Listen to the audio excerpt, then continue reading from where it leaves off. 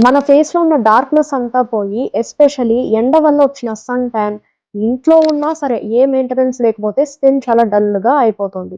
ఇక ఫేస్‌పై ఉన్న dark spots. ఇన్ని ప్రాబ్లమ్స్ సాల్వ్ అవ్వడానికి చాలామంది మంచి క్రీమ్ యూజ్ చేస్తుంటారు. క్రీమ్ యూజ్ చేయడం వల్ల ప్రాబ్లమ్స్ అన్నీ పోయి స్కిన్ టోన్ చేంజ్ అయ్యి గ్లోయింగ్‌గా ఉంటుంది.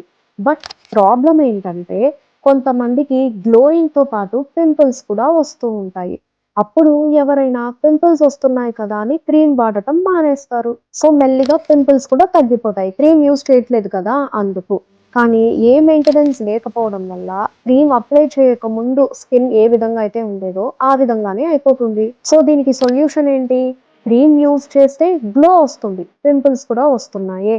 వాడటం మానేస్తే ఏ గ్లో ఉండదు. సో, ఈ ప్రాబ్లమ్ సాల్వ్ చేయడానికి నేను చెప్పే ట్రిక్‌ని ఫాలో అవ్వండి. క్రీమ్ యూజ్ చేసినప్పుడు మీకు పింపుల్స్ రాగానే క్రీమ్ వాడటం స్టాప్ చేయండి. మళ్ళీ 4-5 డేస్ అయ్యాక క్రీమ్‌ని అప్లై చేయడం స్టార్ట్ చేయండి. ఇలా చేస్తే క్రీమ్ వల్ల వచ్చిన గ్లో మెయింటైన్ అవుతుంది.